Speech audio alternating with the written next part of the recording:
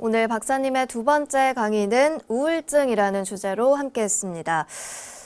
정도의 차이는 있지만 이 우울증으로 고통받고 계시는 분들이 참 많은데요. 네. 미디어에서도 많이 다루는 문제이기도 그렇습니다. 하고요. 네. 박사님, 우울증으로 고생하다가 치료된 사례 소개해 주실까요? 네, 60대 후반의 여성입니다. 정신적 안정이 안 되고 가슴이 답답하면서 숨이 잘 안 쉬어질 때가 있고 잠도 잘 안 온다고 하면서 내원을 했는데요. 이 여성은 백신 주사를 맞고 나서 벼랑간 이런 증상들이 더 심해진 겁니다. 그래서 정신과 상담을 받고 약약을 먹었으나 그때는 좀 안정되는 듯하나 약 기운이 떨어지니까 다시 또 그래서 한방 치료를 받기 위해서 내원한 경우가 되겠습니다. 네, 이 환자분은 코로나 백신 주사를 맞고 그 증상이 두드러졌다는 게 특징인데요. 생긴 대로 병이 온다는 차원에서 이 환자의 생김새 설명해 주실까요? 네, 병을 치료할 때는 이제 생긴 대로 병이 온다는 차원의 생긴 모습이 중요한데요. 이 여성은 162에 59kg, 이마가 넓고 이마가 돌출되어 있었습니다. 또 엉덩이가 큰 것이 특징이죠. 크다, 돌출됐다. 이것은 바로 병의 원인이 될 수가 있다는 뜻입니다. 큰 것은 그쪽으로 약점이 있어서 병이 온다. 돌출됐으면 돌출된 게 흠이다. 이런 뜻이죠. 즉 음혈이 부족한 형입니다. 또한 내열이 있기 때문에 이마가 돌출되는 건 심장의 화니까 내열이 있어서 입냄새가 나고 혀가 따가운 이런 증상들도 있었습니다.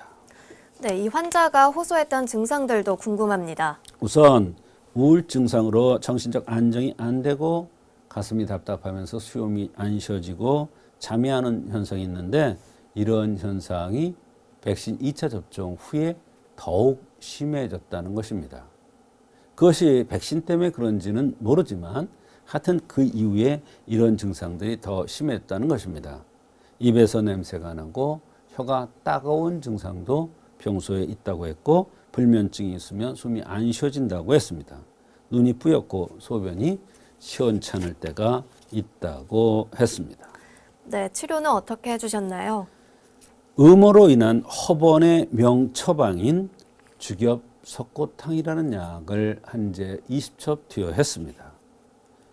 이 약을 복용한 후에 기분이 좋아지고 힘이 생기고 처음 느껴본다고 하면서 우울증이 있는데 한결 기분이 가벼워지고 좋다고 했습니다. 숨 쉬는 것도 좋고 그래서 한 제를 더 투여했고 그 이후에 우울한 것이 좋아지고 숨 쉬는 게 편안해졌으면서 요실금 현상도 있었는데 좋아졌다고 했습니다. 네, 치료 결과가 좋았다니까 참 다행인데요. 치료 원리도 함께 설명해 주시면 좋겠습니다. 네, 상기 환자는 전에 우울증 상으로 정신적인 안정이 안 되고 가슴이 답답해서 숨이 안 쉬어지고 잠이 안 오는 현상이 있었는데 2차 백신을 맞고 나서 더 심해졌다는 것입니다. 그런데 우울한 건지는 모르지만 하여튼 본인이 느끼기에 2차 백신을 맞고 더 심했다는 것입니다.